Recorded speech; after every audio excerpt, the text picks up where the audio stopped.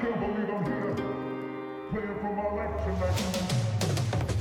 I can't believe I'm here, I made it, I'm playing for my life tonight. I'm a shining light. I can't believe I'm here. I can't believe I'm here.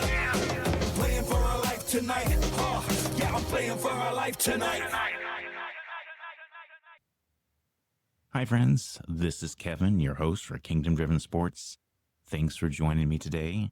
I am going to recap week 3 of the NFL. We're going to go through my segment of nailed it, sailed it, failed it, nailed it. Games I got pretty much right, or at least very close. Sailed it. I got some aspects of the game right, but not all. Failed it. I just missed the mark completely. So let's get started. The first game I want to talk about in the nailed it category is the Broncos Chargers.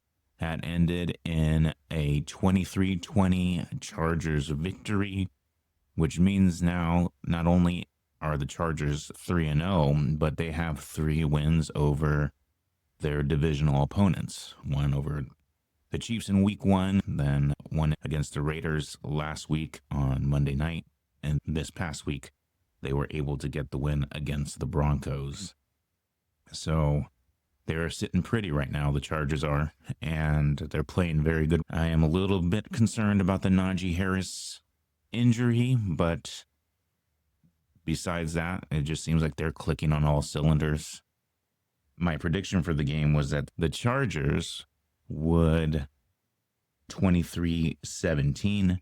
They won 23-20. Justin Herbert, this wasn't his best game of the year, but he still put up pretty decent numbers, 300 yards on the dot. It's 28 for 47. He did have an interception, but he also had a touchdown. I think there's maybe more concern on the other side for Bo Nix because there's been some inconsistencies. He didn't have a turnover, but he was 14 for 25 for 153 yards and 1 touchdown. And really, I thought it was going to be, I wasn't surprised that it's 23-20. It's not a super high-scoring game because both these teams have very good defenses. I thought the defenses would step up and hold the offenses to under 30 points, and that is the case. And the Chargers did end up getting the W, and again, now they have a victory over each team in the AFC West, which really gives them a nice advantage. Hopefully they can stay healthy. I know that Najee Harris injury, not good. It was a season-ending injury. Jim Harbaugh, the way he runs teams, the success that he's had in the past, both at the collegiate level and the professional level, I think he'll continue to have this team playing well and definitely vying for a playoff spot. The Chargers are looking good. I don't feel like many people are talking about them, and they should be, because I think they're a solid team all the way around, from special teams to the offense to the defense. Justin Herbert is playing excellent ball. If he continues to play the way he has been, I would not be surprised if he's in the MVP talk. And he deserves to be there, especially with the way he's been playing. It seems like he's been playing with more confidence, and that the other players around him have been stepping up. So it'll be interesting to see how the season progresses, if they are able to continue this level of football in all 3 phases. But I thought the Chargers would come out on top, and they did. It was a pretty good game.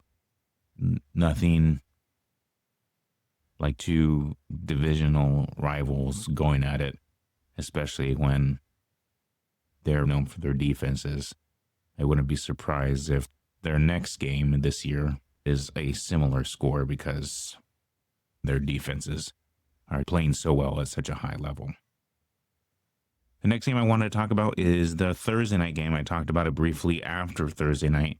I was surprised that the Dolphins showed fight. I was expecting somewhat of a bludgeoning. And yeah, it was a 10-point victory for Buffalo, so it's not like it was on a last-second field goal or anything like that. But And I think I mentioned this in that recap when I had heard it, this game was going to be this past week's Thursday night game. I was like, wow, what a wasted opportunity to show a good game. As the Miami Dolphins, they're going to lay an egg on national TV. But they put up more of a fight. I was glad to see that.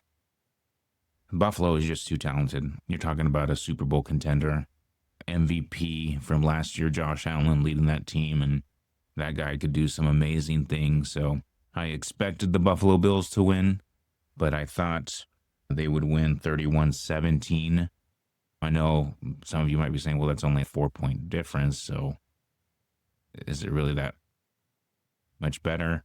I think it's better because the Miami Dolphins showed a little bit of life. There was that one, I think it was his second touchdown pass. Tua seemed fired up after he threw it. He seemed just excited and into the game. But he didn't have gaudy numbers. He only had 146 yards passing. He did have that really awful interception and pretty much sealed the game for the Buffalo Bills. But I was glad to see that fight in them that want to win. The problem is that they're not very good team-wise, talent-wise. They definitely aren't at the level that the Buffalo Bills are, and it would have to have gone perfectly for them to upset the Bills, especially with the Bills just owning the Dolphins as of late. Josh Allen, another 3-touchdown game. He's doing Josh Allen things. James Cook, over 100 yards. I think he's one of the more underrated running backs in the league. I think that really helps Josh Allen in the passing game when you have a running back that can rush for 100 almost every game. But yeah, my score was 31-17. Bills on top. The actual score was 31-21. I figured that was pretty close. Close enough this week anyway for it to be in the nailed it section, because I certainly did not do very well overall this week. Buffalo 31, Miami 21. A much better Thursday night game than I had initially anticipated. The next game I want to talk about is the Tampa Bay Buccaneers hosting the New York Jets. I had this one going 28-20 in favor of the Buccaneers. The Buccaneers did end up winning, but they ended up winning 29-27. The Jets actually put up a pretty decent fight, and that blocked field goal towards the end of the game gave them a fighting chance. Had their defense been able to come up with a stop, they win that game. Baker Mayfield was doing Baker Mayfield things, driving down the last couple minutes of the game to put his team in a position to win the game. And I give credit to McLaughlin, their kicker, who, after having his previous kick block, was able to zone in and kick the game-winning field goal. He ended up delivering for them and giving Tampa Bay a 29-27 win, which puts them at 3-0 and makes their matchup next week against the Eagles very interesting. The news that Mike Evans has a hamstring injury, is not going to be playing in that game. The bright side is that it's not as significant as an injury as the one he had last year. But still, Mike Evans is an elite receiver, and I'm sure their offense is going to miss him. I'll talk about that in my next video when I make my picks. But yes, they won this game. The Buccaneers did over the Jets. 29-27. Aaron Glenn celebrated a little bit too soon when they blocked that kick and ran it back to take the lead with a little under 2 minutes to go. And then Baker Mayfield led them down the field to put his team in a position to kick the game-winning field goal. Tyrod Taylor, backup. Remember, Justin Fields was in concussion protocol. He had 197 yards with 2 touchdowns. He did have 1 interception. One of the concerns is that he was also the leading rusher with 48 yards on 8 carries. And then receiving, Garrett Wilson was their top receiver. He had 10 receptions for 84 yards and a touchdown. Garrett Wilson, an Ohio State product, is a great receiver. The Jets put up a fight, and Tyrod Taylor showed his veteran experience, had that coming clutch, and really showed that he's a good backup quarterback. I don't know who's going to be starting next week for the Jets, Justin Fields or Tyrod Taylor. I guess that will all depend on the concussion protocol and how that's going for Justin Fields. On the other side, Baker Mayfield, 233 yards on 19 of 29 passing. He had 1 touchdown. Bucky Irving didn't have a crazy game. He had 25 carries for 66 yards. Then Emeka Egbuka from Ohio State also had 6 receptions for 85 yards. And he's quickly becoming one of Baker Mayfield's favorite targets. They're going to definitely need him this upcoming week because of Mike Evans' injury. So we'll see how that goes as they, again, prepare for the Eagles. But my score for the Jets and Buccaneers was 28-20. The final actual score was 29-27. Buccaneers winning. Did want to do an honorable mention on this one, and it was probably the game of the week. That Jets-Buccaneers one was really good because it came down to a last-second kick, as did the Browns and Packers, which was crazy that the Browns won that game. I did not expect that. But my honorable mention was the Rams and Eagles. Initially, I had chosen the Rams to win 32-26. I should have reversed that because that definitely would have been a nailed it. The final score was the Eagles winning 33-26. I would have been off by 1 point had I chosen the Eagles, and I should have because they're the champs for a reason. They have that championship DNA in them, and to win that game on a block kick just shows their resilience. They don't give up on the play or didn't just throw in the towel and say, oh, the Rams are going to win this game. They got into field goal position now. They went out and made the plays they needed to win that game, blocked that kick, ran it back. That's what a championship team does. They don't give up. They put in the work to be able to make plays like that. Kudos to the Eagles. They are now 3-0 and well on their way to making a strong run this season to potentially return to the Super Bowl and try to defend their title. But the Rams, a day late and a dollar short. And they looked like they had the Eagles where they wanted them, and they just weren't able to execute and get the victory. I'm sure they're going to be kicking themselves or licking their chops for another chance to try to play them. But you have to do everything perfectly if you're going to beat a team like the Eagles, who are so well balanced in all 3 phases of the game. I wanted to throw that out there because I got the score so close, I just picked the wrong team to win. Next, I wanted to go into our Sailed It section where I talk about games that I got somewhat right, but also somewhat wrong. And the first one I want to talk about is the Pittsburgh Steelers versus the New England Patriots. I had picked the Steelers to win 30-27, and it was not nearly that high scoring. It was kind of an ugly game. The Steelers did end up winning the game 21-14, but yeah, it was not great. Aaron Rodgers only had 139 yards. He did have 2 touchdowns and 1 interception, but that's all they needed to win. Interestingly enough, Jaylen Warren was both their leading rusher with 47 yards and leading receiver with 34 yards. Not a very exciting offensive output by the Steelers, but again, they did enough. It was good to see their defense have a good game, even though the Patriots aren't right now a team you would think of as an offensive powerhouse. But to hold them to 14 points, it was good to see the Steelers be the defense we're used to seeing from Steelers teams. To hold the Patriots to 14 points, that's something to hang their hat on. Drake May, he went 28 of 37 for 268 yards and 2 touchdowns. He did have an interception. But this is something I've been seeing a lot this year where the quarterback is the leading rusher for their respective teams. In this case, this was true as well, where he had 7 carries for 45 yards. Hunter Henry was their leading receiver with 90 yards and 8 receptions, and he had 2 touchdowns, so he accounted for both the touchdowns that New England got. But I had thought it might be a higher scoring game, again 30-27, but it was a pretty defensive battle, and the Steelers end up winning 21-14.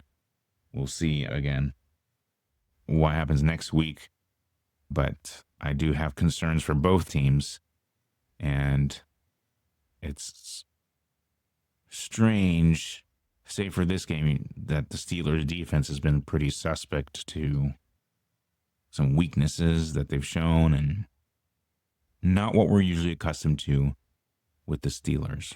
As I put this in the sailed it section, I got the winner of the game correct, but I thought it would be a higher offensive showing than it was.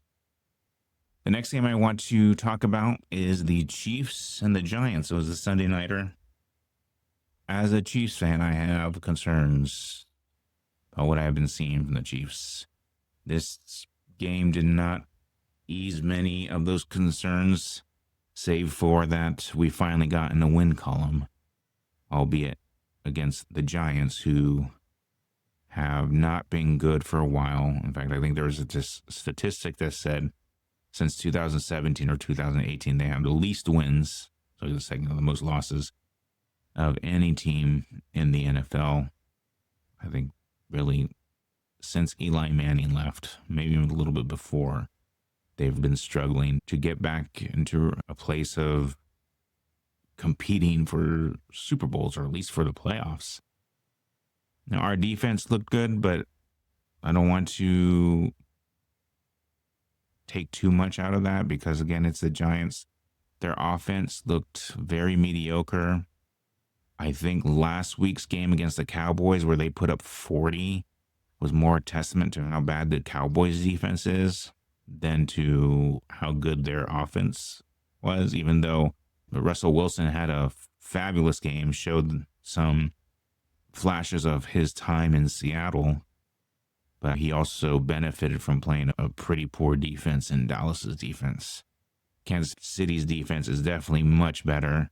In fact, I would say that's the one aspect of their team right now that is at a level you can say is Super Bowl worthy, that they're playing at a high level. But their offense has me very concerned. There was some plays in that first half that I just was scratching my head like, what was that? The throw to Isaiah Pacheco, it was behind him, and then Patrick Mahomes actually made a really good play to go take it away from a Giants player who if he would have ended up with the ball, they would have been in great field position. I think the Chiefs benefited from the fact that the Giants place kicker got injured. And so in situations where they could have gone to kick a field goal, they were going for it on fourth down. So really giving up points, because in their fourth down attempts, they converted one of them, 1 of 4. But when your kicker is injured and you can't kick field goals, which the goal is to get a touchdown, but if you can get 3 in times where you can't get 6 or 7, then you want to get those 3. And so when your field goal kicker is out, that makes things a little bit more challenging. And so, yeah, I have my concerns. There was another one where Travis Kelce was wide open and Patrick Mahomes missed him badly. I have my concerns with this Chiefs offense. I don't think Rashee Rice and Xavier Worthy coming back are going to completely solve that. I am also concerned about the running back situation in Kansas City. The running backs that we use the most, Isaiah Pacheco and Kareem Hunt, have small flashes, but nobody's scared of our running back room. I wonder if Rashard Smith would do better. It might be worth giving him a shot to run more and to see how he does, because we need a better run game for sure. I wouldn't be surprised if Brett Veach is shopping for a running back. There have been rumors. Again, these are just rumors. Take them with a grain of salt until something actually happens. But there have been rumors of this being tied to Alvin Kamara and trying to trade for him. Breece Hall, Jerome Ford, Miami's running back, I think Devon Achane. I wouldn't be surprised if before the trade deadline at some point, especially one of these teams, let's say the Saints, only have 1 win by that point. They may be trying to clean house and rebuild. Maybe the Chiefs can pick up Alvin Kamara. They'd have to do some finagling with their salary cap situation, because I think they only have like $2.3 million left in salary cap space. But Brett Veach and the higher ups there know how to do that stuff, to restructure contracts and all that. But right now, I have my concerns with the Chiefs. I definitely have concerns with the Giants. I think Brian Daboll is gone by the end of this year. I think at this point is just trying to, okay, let's put Jackson Dart in, get him some experience, and we're going to start from the ground up.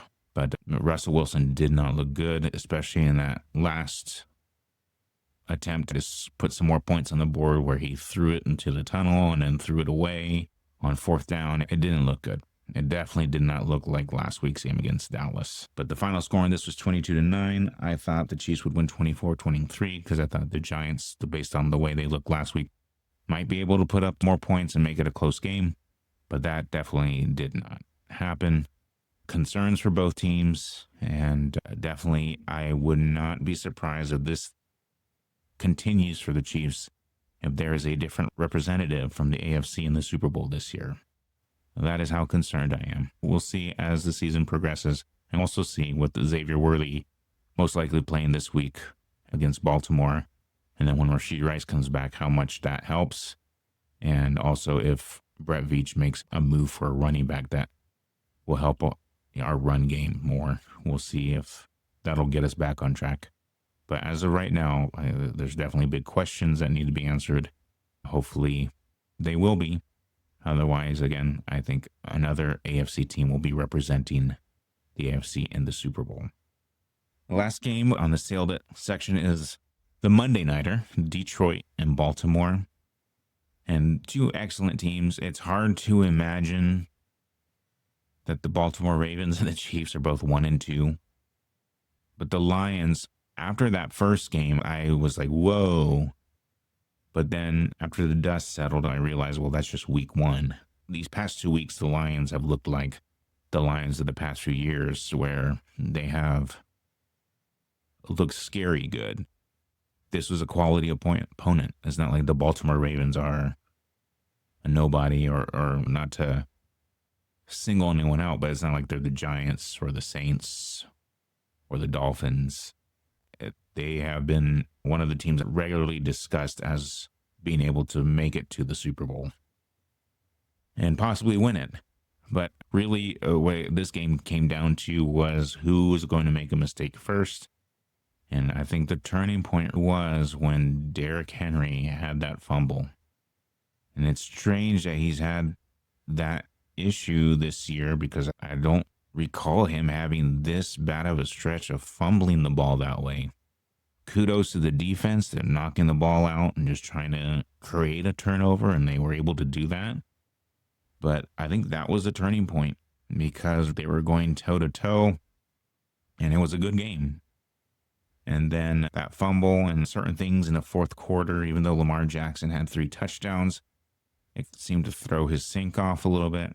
He still had a great game, almost 300 yards, 288 with 3 touchdowns, very efficient, 21 for 27. But that fumble really hurt them. And then their offensive line, allowing 7 sacks. Credit to the defensive line of the Detroit Lions, but 7 sacks, you can't allow that. That you make it really difficult for your team to win games when you allow that many sacks. And so those are some concerns I'm seeing from Baltimore. And we'll see if it continues. But the 7 sacks and that fumble was very costly.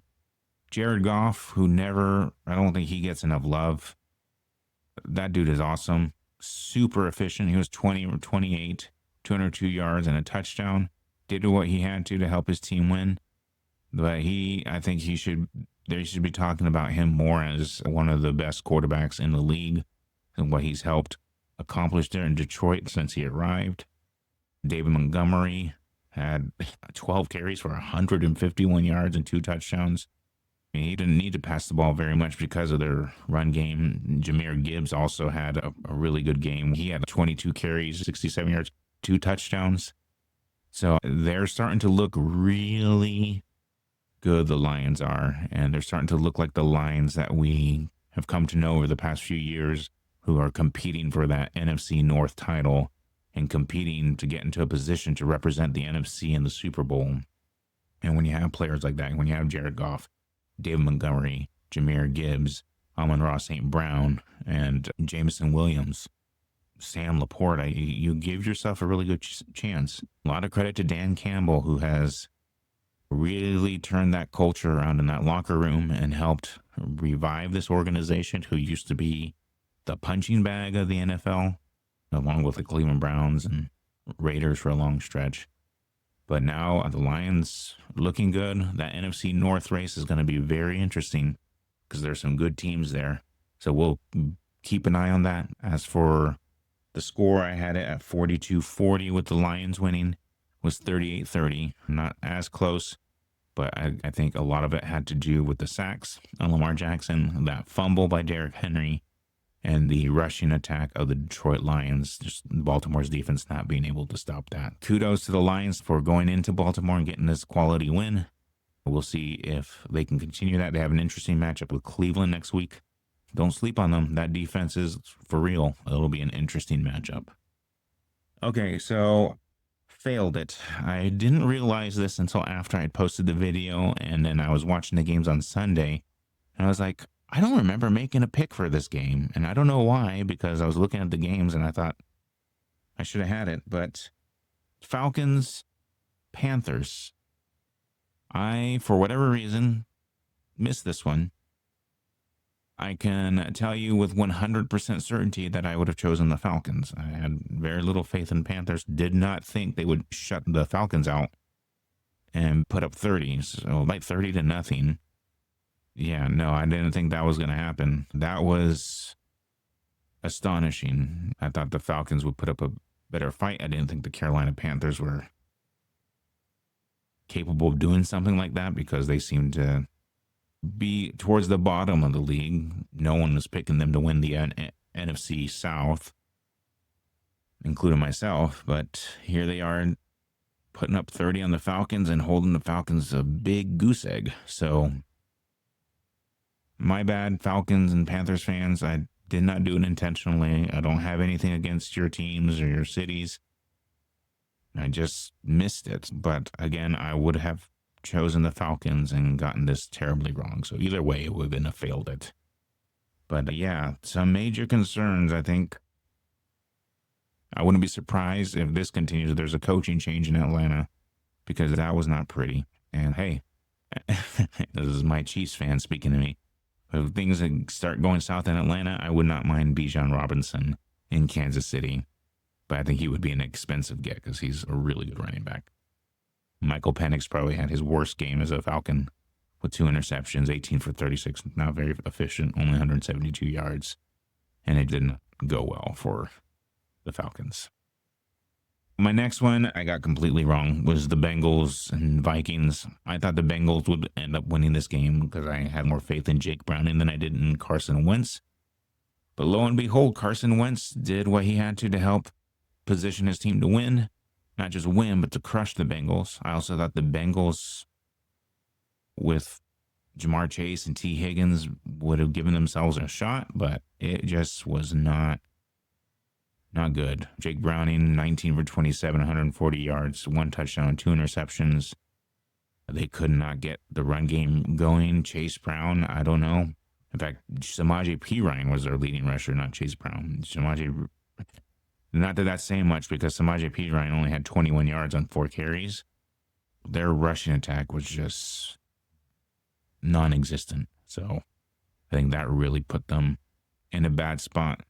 Jamar Chase had 5 receptions for 50 yards. It was not good for the Bengals. You can tell how different this team is when Joe Burrow is quarterback and when he's not. No offense to Jake Browning, but Joe Burrow is, well, there's a reason they consider him one of the best quarterbacks in the league when he's healthy. It's just staying healthy that has been such an issue for him. Carson Wentz, 2 touchdowns, 173 yards, 14 for 20, very efficient. They didn't ask him to throw 40, 50 times. The Vikings would have been in trouble if they had asked him to do that. But and their rushing game had success. And Jordan Mason, 16 carries, 116 yards, and 2 touchdowns. So that really helps ease the quarterback. So Carson Wentz, he doesn't feel like, oh, I have to do everything. And for him at this stage of his career, that really helps him. That's why he had a solid game. It wasn't gaudy numbers, but he did what he had to deliver the win. When you have a Justin Jefferson and a Jordan Addison, that helps too. Kudos to the Vikings for getting the job done, and not just getting it done, but doing so impressively. Again, 48-10 Vikings over the Bengals. My prediction was 25-23 the Bengals would win. And yeah, way off. Next section in the failed it section was the Raiders at the Commanders. And yeah, I don't know. I just had more faith in the Raiders this year because I thought Pete Carroll being there would automatically make them a contender, kind of like Jim Harbaugh with the Chargers. But it is his first year there, and their offensive line is So I'm starting to see that a little bit more, especially because Ashton Genty can't. He's been met at the line almost immediately when he tries to run, and that's because their offensive line is not the best. Geno Smith had a pretty good game, definitely better than last week. He had 3 touchdowns, 289 yards on 19 of 29. But their run game, they need some help there. I think they're going to beef up their offensive line through the draft and free agency. But my faith in the Raiders is starting to lessen for this year anyway. I do think Pete Carroll will get that organization turned around, but I don't think it's going to happen this year. Bright spot was receiver Trey Tucker. He had 145 yards on 8 receptions for 3 touchdowns. So look for him some more. I would have concerns about the offensive line and the run game because it just doesn't seem to be having much success in the first 3 weeks anyway. And then Washington Commanders, Marcus Mariota, 15 of 21 for 270 yards and a touchdown. Jeremy Nichols, 4 carries, 78 yards and 1 touchdown rushing. And Terry McLaurin, 3 receptions for 74 yards. But they just dominated this game, really, from start to finish, and took over in the third quarter, 14 points in the third quarter to Las Vegas' 0. And it wasn't until the fourth quarter that the Raiders tried to make a comeback, but it was too little too late. My prediction, Oakland 28, Washington 27. That obviously did not happen, as the final score was Washington 41, Las Vegas 24. The last game, another one I did not expect to go this way, was the Dallas Cowboys and the Chicago Bears. I had chosen the Cowboys to win 35-27 just because the Bears looked like they were in shambles and they weren't going to do much this year. But they put up probably Caleb Williams. I'd say that was probably his best game as a Bear that I can recall. Maybe he had one better last year at some point, but from the games that I've seen, that was definitely the best game I've seen him play, with 4 touchdowns, 298 yards on 19 of 28 passing. That was excellent. It just seemed like he was in a zone. Even Luther Burden, man, he got involved. He had 3 receptions for 101 yards. He had a touchdown. So I think he's going to become a real weapon for them. And if he does, watch out, because they have him. They have DJ Moore. I really like Komet, their tight end. And they have a pretty good receivers. Jake Ferguson. Jake Ferguson's Dallas. Luther Burden, Roma Dunze, DeAndre Swift, Colston Loveland, the tight end out of Michigan. I think he's going to be awesome. Zacchaeus, who's like a speedster. And so I think if they can click like that, the Bears, I don't know if this year they pose a threat to win the NFC North, but if Ben Johnson can start developing these players into his system and really get it going, watch out. I would not be surprised if they start contending for the NFC North in the coming years. And on the other side, the Cowboys, that defense is concerning. It is the second game in a row where to 2 teams that are considered to be in the lower half of the league, the Giants and now the Bears, where they've given up 40 and now 31. You're putting a lot on your offense to have to pretty much go score for score, and that's tough. And Dak Prescott had a tough game, 31 for 40, not bad percentage-wise, 251 yards, but he had 2 interceptions, 1 touchdown.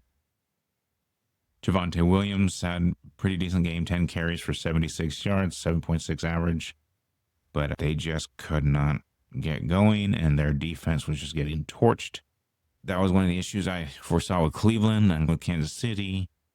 If you're relying on your defense heavily and your offense can't sustain drives, they're doing a lot of three and outs, or only getting like one first down and then punting. Your defense is on the field a lot, and fatigue is a real thing. No matter how good your defense is by the fourth quarter, they're going to be fatigued, and you're just getting scorched. I definitely have concerns for the Cowboys, more so defensively. I worry that CeeDee Lamb is now out, so you're really going to have to rely heavily on George Pickens, who's been inconsistent. That's a lot to ask of your offense when your defense is just giving out points like candy on Halloween. Impressive win for the Bears. They definitely made a statement. The future is bright there. I think they're still a few pieces away, but this was a good showing for them. I didn't see that coming in this game. I thought the Cowboys would respond better than they did. I thought they would win 35-27, but again, that was not the score. The score was 31 in favor of Chicago to 14 Dallas, and I definitely failed that one. So not a good week for me overall in the sense of my record for my picks, but that's football for you. You win some, you lose some, and some weeks you lose more. There's my recap for week 3.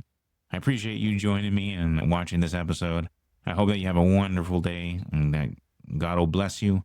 Remember that Jesus loves you, and if you don't know him, he's waiting to know you, and he can't wait to hear from you.